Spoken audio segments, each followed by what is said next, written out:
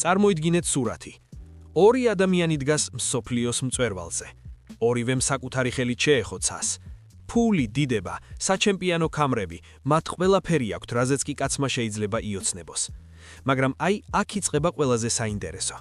ერთ-ერთი მათგანი წყვეტს, რომ ეს ყველაფერი საკუთარი ხელითვე დაანგრიოს. დაუსრულებელი წვეულებები, სკანდალები, ნარკოტიკები და კანონთან პრობლემები.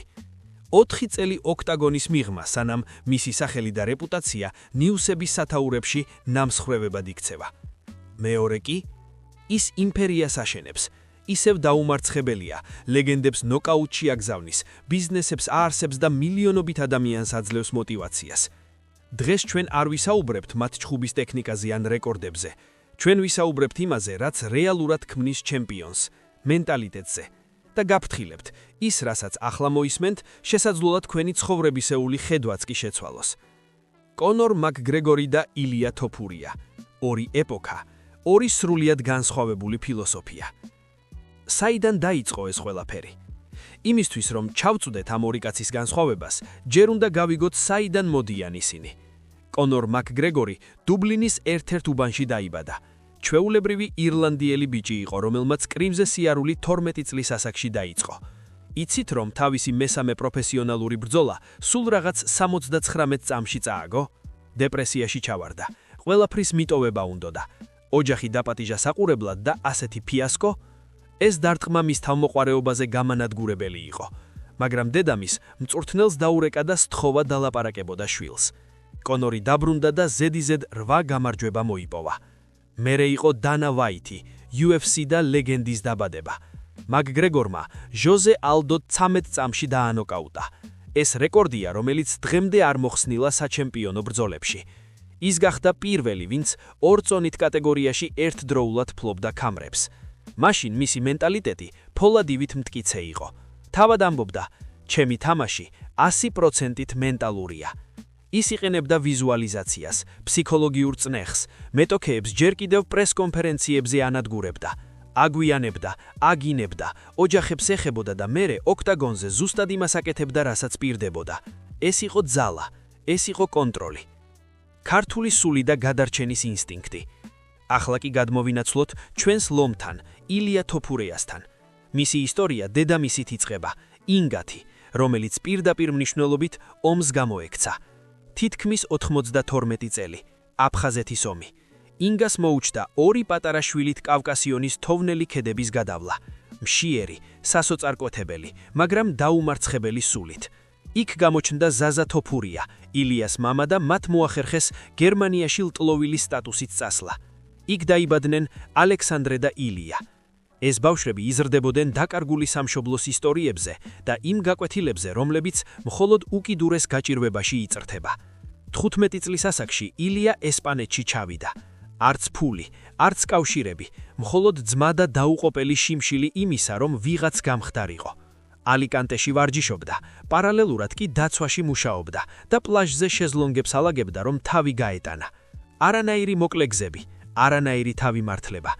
ჩემი ოჯახის ყველაზე დიდი მაგალითია ის, რომ არასოდეს დანებდე, ამბობს თოფურია. და ეს არ არის უბრალოდ სიტყვები, ეს არის კოდექსი, რომელიც ის გაიზარდა. აქ არის მთელი საიდუმლო, კარგად მომისმინეთ. მწვერვალზე ასვლა რთულია, მაგრამ იქ დარჩენა. აი ეს გამოარჩევს დიდებულებს მათგან, ვინც იქ მხოლოდ შემოირა. კონორმა აღწია პიკს, ეჩხუბა მეივეზერს, გამოუშვა საკუთანი ვისკი, იყიდა იახტები, როლს-როისები, სასახლეები. და რაქნა მერე? ის დაკარგა. ხაბიბთან წაგების შემდეგ რაღაც გატყდა. ის ფსიქოლოგიური თამაშები, რომლებიც სხვებთან მუშაობდა, ხაბიბთან არ გაჭრა. რუსმა ის დაამცირა, რის შემდეგაც კონორმა საკუთარ ცხოვრებაზე კონტროლი გაძლავა. დასტინ პორიესთან 2 ჯერ წააგო. მეორედ კი ფეხი საშინლად მოიტეხა. 2021 წლის შემდეგ ის ოქტაგონზე აღარ გამოსულა. რას აკეთებდა ამ 4 წლის განმავლობაში? გეტყვით, ჩაიკეტა დუბლინის პაბებში, გაუთავებელი ნახემები, ალკოჰოლი. მისი ფანები საჯაროდ გამოხატავდნენ შფოთვას. სკანდალი სკანდალზე, ჩხუბი იბიცაზე, ფოტოები უცხო ქალებთან, შეურაცხყოფელი მესიჯები და ყველაზე მძიმე 2024 წლის ნოემბერში სასამართლომ ძალადობისთვის სოლიდური ჯარიმა დააკისრა. კაცმა, რომელიც ერთხელ ამბობდა, მე ვარ ყველაფერი, რასაც მინდა ვიყო, საკუთარ თავი გაანადგურა. ახლა კი მოდით ილიას დავუბრუნდეთ. 2024 წლის თებერვალი. მომენტი, როცა მსოფლიომ სუნთქვა შეიკავა. თოფურიამ ალექსანდრე ვოლკანოვსკი ნოკაუტში გაუშვა და ქვემსუბუქი წონის ჩემპიონი გახდა. ბევრს ეს შეუძლებლად მიაჩნდა და აი აქ ჩანს კაცის ნამდვილი სახე. რა გააკეთა მან მწვერვალზე ასვლის შემდეგ? წავიდა დასალევად, თაობრო დაახვია ფულმა და დიდებამ? არა მეგობრებო, ის დარბაზში დაბრუნდა. 2024 წლის ოქტომბერში მან მაქს ჰოლოვეი დააძინა, ლეგენდა, რომელიც UFC-ში მანამდე ნოკაუტით არავის ყავდა დამარცხებული. მერე იყო 2025 წლის ივნისი, ავიდა მსუბუქ წონაში და პირველივე რაუნდში ჩარლზ ოლივეირა გათიშა. გახდა ორმაგი ჩემპიონი. პირველი დაუმარცხებელი მებრძოლი UFC-ს ისტორიაში, რომელიც ერთდროულად ორ ქამარს ფლობს. 17 ბრძოლა, 0 წაგება, სუფთა ფურცელი. მაგრამ იცით რა არის ყველაზე შტამბეჭდავი? არა ეს ციფრები, არამედ ის თუ როგორ ცხოვრობს ეს კაცი ოქტაგონის მიღმა. ილიამ შექმნა ინვიქტუსი, პლატფორმა, რომელიც ადამიანებს წარმატებული მენტალიტეტის ჩამოყალიბებაში ეხმარება. ის გახდა WOW-ს, ესპანური MMA პრომოუშენის აქციონერი, რათა გზა გაუხსნას ახალ ტალანტებს.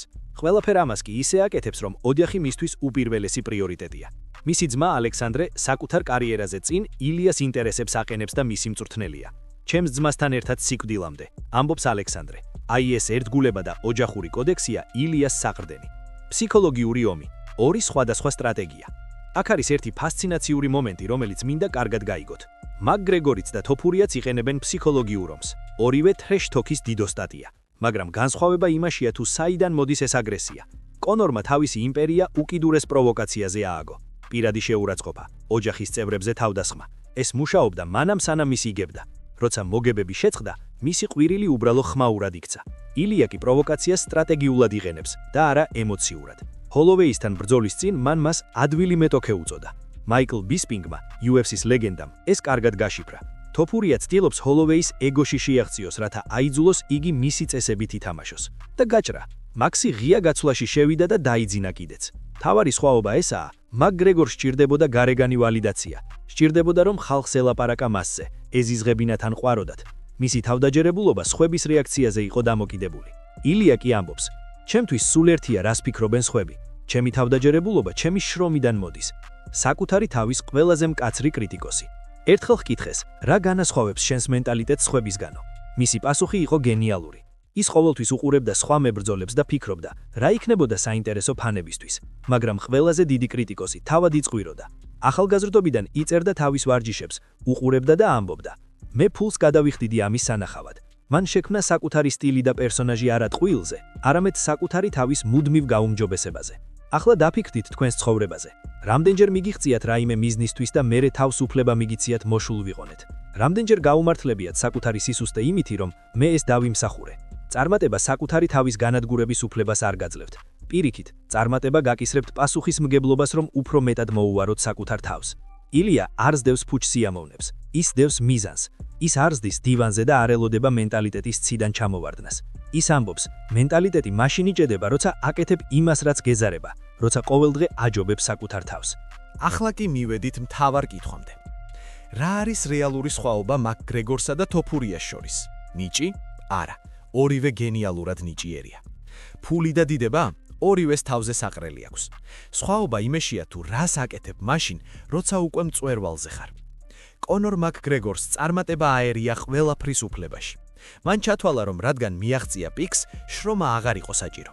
დანებდა წამიერ სიამოვნებებს, ალკოჰოლს, წვეულებებს, დაუკონტროლებელ ეკოს. და როცა ზურგს აქცევ იმ დისციპლინას, რომელმაც მაღლა აგიყვანა, ვარდნა გარდაუვალია. ეს ფიზიკის კანონივითაა, თუ ძრავას გამორთავ, თვითფრინავი ადრე თუ გვიან ჩამოვარდება. ილია კი გაიგო ის, რაც ბევრს მთელი ცხოვრება არ ესმის. წარმატება ყოველდღიური მოვლაა. არ არსებობს ფინიშის ხაზი, სადაც დაჯდები და იტყვი, მორჩა, მე ეს შევძელი, ახლა შემიძლია მოვდუნდე. ილია ამბობს, მენტალიტეტი სახლში დივანზე ჯდომისას არ მოდის. ის მოდის მაშინ, როცა ბოლომდე იხარჯები, როცა აკეთებ ყველაფერს, რაც საჭიროა და არაფერი გეზარება. შენი ცხოვრება და ჩემპიონის არჩევანი. დაფიქრდით თქვენს პირად ბრძოლებზე. რამდენჯერ მიგიღწევიათ რაიმე მნიშვნელოვანისთვის და მერე დაგიჯილდოვებიათ საკუთარი თავი ისე, რომ რიტმიდან ამოვარდნილ ხართ. წარმატება არ არის ინდულგენცია თვითგანადგურებისთვის. წარმატება არის პასუხისმგებლობა, რომ დარჩე მაგალითად. თოფურიასთვის პრიორიტეტი ოჯახია. ის სავარჯიშო დარბაზშია მაშინაც კი როცა შეეძლო სადმე იახტაზე ერთობოდეს. ის აშენებს ბიზნესებს, ეხმარება სხვა მებრძოლებს და ქმნის მემკვიდრეობას, რომელიც ოქტაგონის ფარგლებს სცილდება. მისი მიზანი არ არის მხოლოდ ქამარი, მისი მიზანია დატოვოს კვალი. მას ვის აქვს უკეთესი მენტალიტეტი? პასუხი აშკარაა.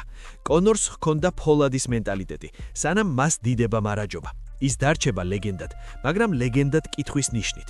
რა იქნებოდა, რომ არა? ილია თოფურიას კი აქვს ურყევი მენტალიტეტი ყოველდღე, გამონაკლისების გარეშე.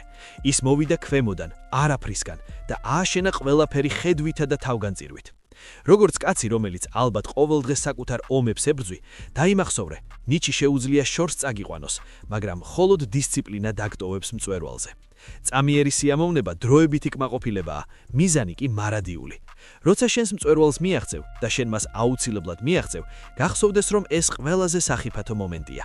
არ გახდე კონორი, იღავი ილია. აქამდე მეგიყვებოდით იმაზე, თუ რატომ არის თოფურიას მენტალიტეტი უნიკალური. ახლა კი მინდა ეს ყველაფერი თავად მისივე პირიდან მოისმინოთ. ყოველგვარი ფილტრების, ლამაზი სიტყვებისა და შუამავლების გარეშე. ეს არის მისი ფილოსოფია, რომელიც მას დაუმარცხებლად ინახავს. ილია ხშირად ამბობს, მე არ წინასწარმეტყველებ, მე ვქმნი. როდესაც ის ამბობდა, რომ ვოლკანოვსკის დაანოკაუტებდა, ბევრი დასცინოდა. როცა ამბობდა, რომ ჰოლოვეის პირველივე შანსზე დააძინებდა, სკეპტიკოსები მხრებს იჩეჩავდნენ. მაგრამ მას არ აინტერესებდა სხვისი ხმაური. ის საკუთარ თავს უსმენდა. მისი თავდაჯერებულობა ჰაერიდან არ მოდის. ის მოდის იმ საათებიდან, როცა ყველას ეძინა. ის კი დარბაზში სისხლსა და ოფლს ხვრიდა. შენი ჯერია. იცით რა არის ყველაზე მაგარი? თოფურია არ არის ზე ადამიანი. ის არის ბიჭი, რომელმაც უბრალოდ უარი თქვა იყოს საშუალო. მან აირჩია, რომ მისი ცხოვრება ყოფილიყო შედევრი და ეს არის ის, რისიც აღებაც მინდა ამ ვიდეოდან. დისციპლინა არის თავისუფლება. холод მაშინ ხარ თავისუფალი, როცა შენი სხეული და გონება შენს ნებას ემორჩილება და არა პირიქით. არასოდეს დაივიწყო ფესვები. ილიას ქართული სული და ოჯახისადმი ერთგულება არის ის ღუძა, რომელიც მას დიდების ქარიშხალში გადარჩენაში ეხმარება. წარმატება პროცესია და არა წერტილი.